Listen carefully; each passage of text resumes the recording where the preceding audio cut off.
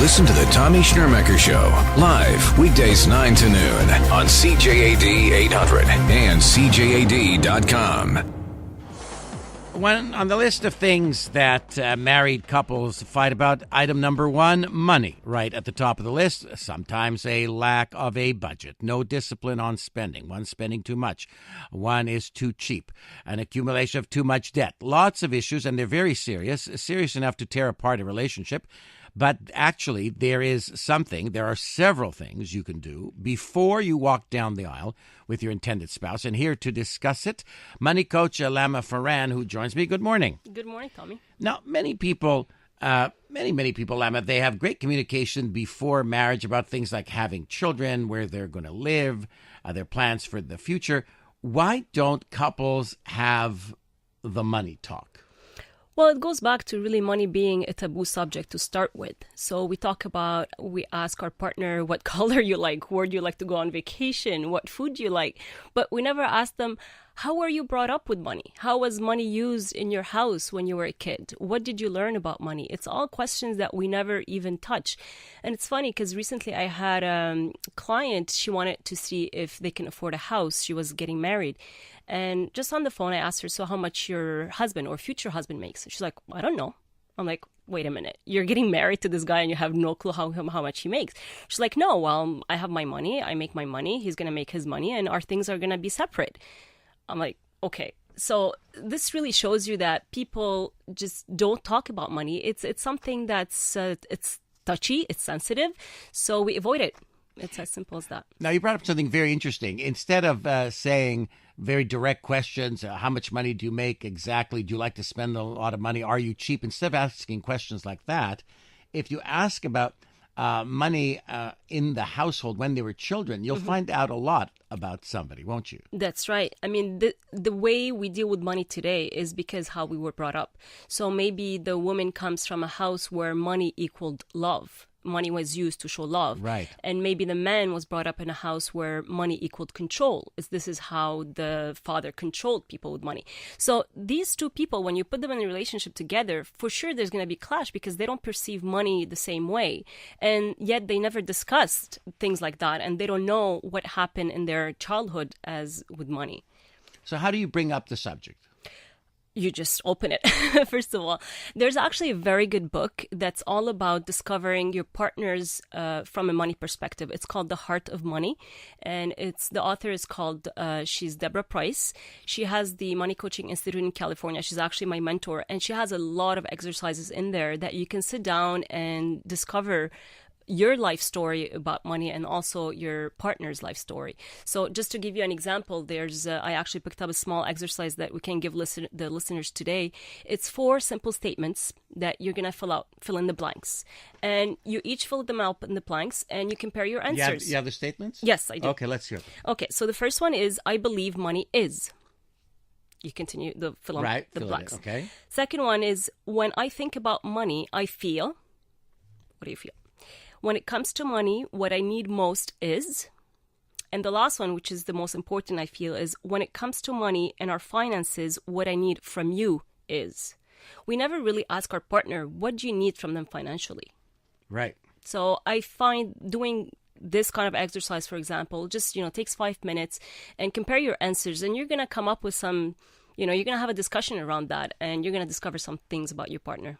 All right. So as you have this discussion, you filled in these questions, you start having the discussion. For somebody, it means vacation and having a good time and having what they want, when they want it, and being able to keep up with the Joneses next door.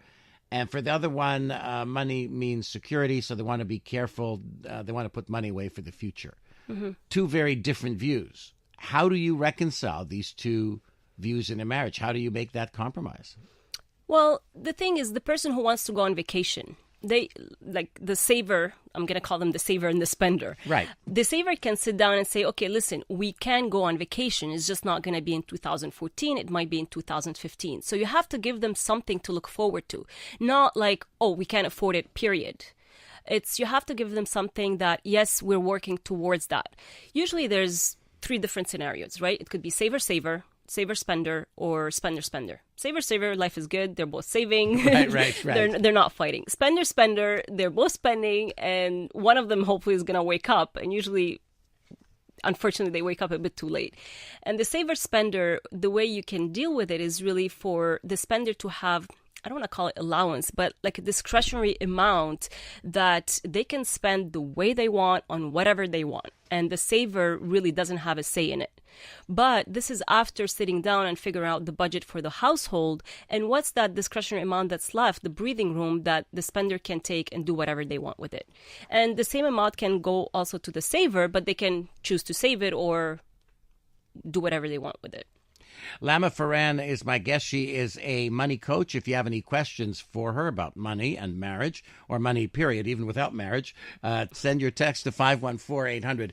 I have an example for you, a dilemma for you, Lama. It's he's the saver. Mm-hmm. She is the spender. Mm-hmm. He realizes that what she is doing, she just going through the entire, not only what they earn, but going through the line of credit as well. He realizes that they're doomed if they continue at this pace, but he caves in to her.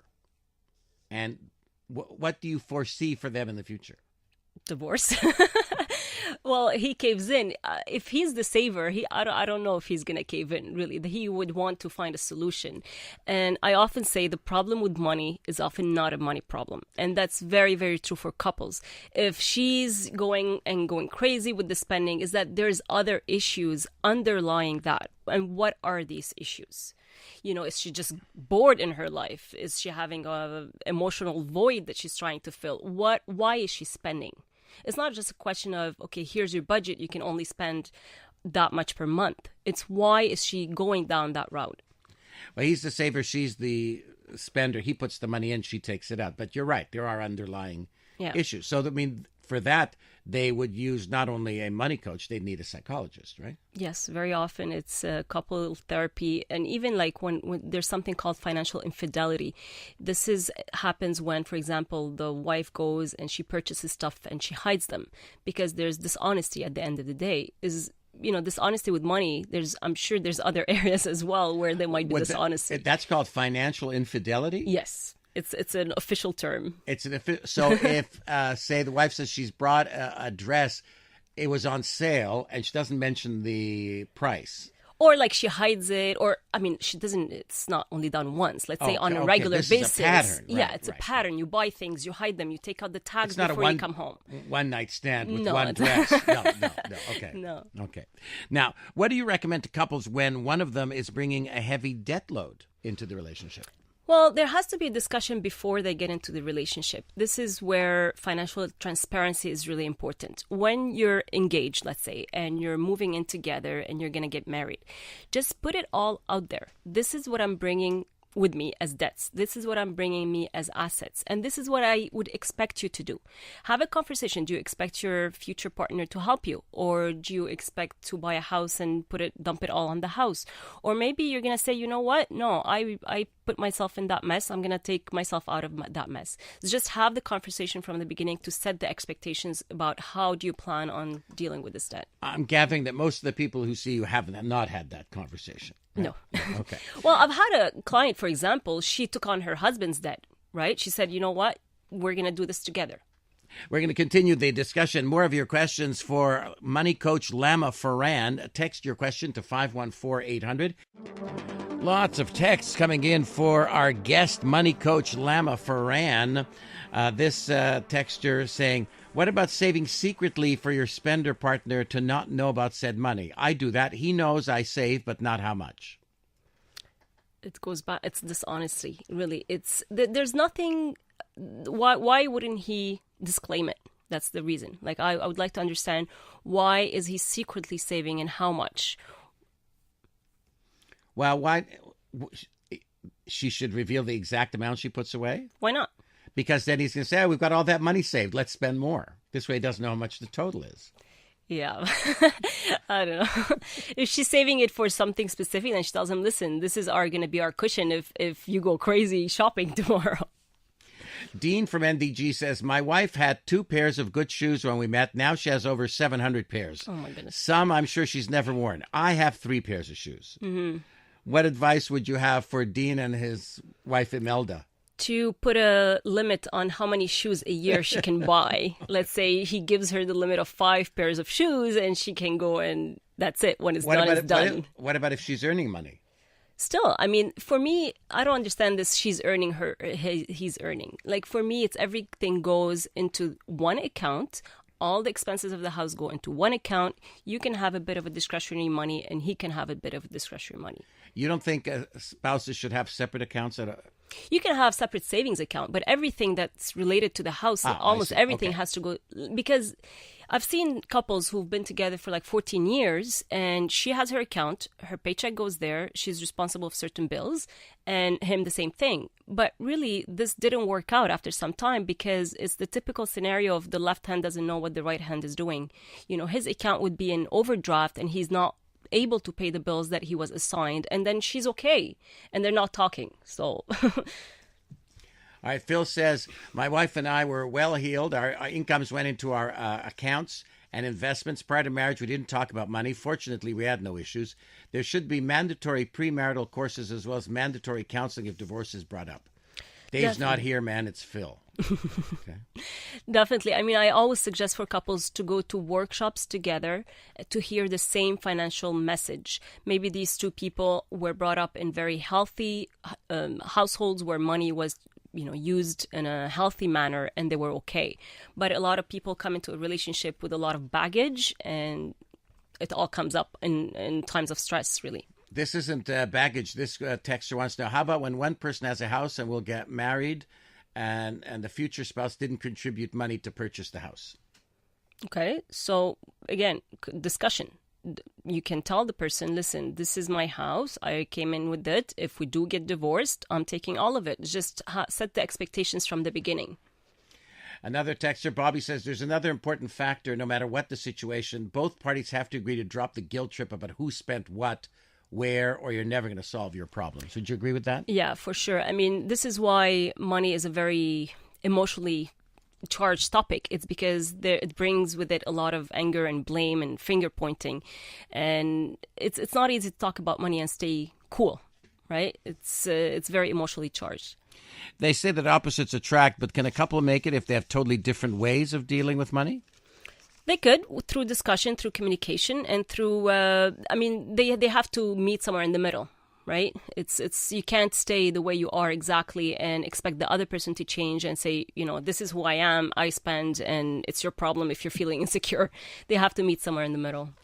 Lots of interesting texts coming for you, Lama, including one, I think this is from Barb. Mm-hmm. I don't know if she needs your services or not. She seems to have everything handled on her own. We'll discuss that text. More of your texts for Money Coach Lama Farran. Text your question or your comments to 514-800. You're listening to the Tommy Shnurmacher Show on CJAD. One fascinating text after another. Chell says, I hide how much money I have in my off-limits savings account. He knows how much I have in my checking.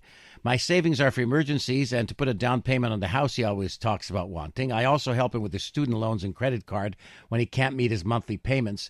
Despite his debt, he spends thousands monthly. Even though he makes more than me, I keep us afloat. Well, they're managing, right? Yeah, they're managing, but at some point he's going to have to wake up. Okay, he has to wake up. Barb doesn't need to wake up. She's awake already. She says, married 37 years, everything goes into one account. We pay all the bills from this account. If any money is left over, good for us. If we need something, we go and get it. Everything belongs to both of us. That's great.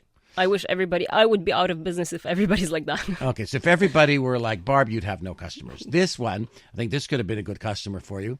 This texture saying, my ex-husband was saying he was saving for us, so he would ask that I pay all the bills while he put his pay into an account under his name. When it came to divorce, the bank account only had a few $1,000s, so the money was hidden with his parents. 4 years later, he's driving an Infiniti. Wow. Yep. I guess that's the infidelity. Financial infidelity. It doesn't have to be addressed. We're talking about. Okay. How should a couple sit down? How often? Every week? Every month? What's a money date? I think every week there has to be a money date. Every week, because things come up weekly, really. With What's the a bills. money date? Describe What's it. a money date is you sit down, you can bring a glass of wine if you want to make the date more interesting, and you talk about money proactively. So you say, okay, that was our budget. Did we blow it off? Why did we blow it off? What are we going to do in the next week to get back on track? And the other important thing is, for example, let's say you have a certain amount budgeted for eating out, and you plan, you look at your week ahead, you're like, okay, we're invited to like 3 birthday parties. So how are we going to manage that? So you look at things in advance to predict, and instead of putting off the fires afterwards. And the factor about sitting down you said every week. Every week, yeah. And what recommendation do you make if both are working and one's making a lot more money than the other? It really doesn't matter. And this is a problem that comes up with stay-at-home moms. They feel that they don't have a say in the financial decisions because they're not bringing in any money. It's irrelevant of what income you're bringing in. You have an equal say whether you're making $20,000 or $50,000 or $100,000. And we'll end with this text. It says, once people know the difference between their needs and their wants, then they'll be okay when it comes to saving money. Would you agree with that? For sure. I mean, this is the main reason why people are in debt to start with. Our needs are infinite. How are your savings doing, Lama? My savings are great. All right. Thank you so much. A pleasure talking to you. Thank you. Money coach Lama Farran. News Talk Radio, CJAD 800, CJAD.com.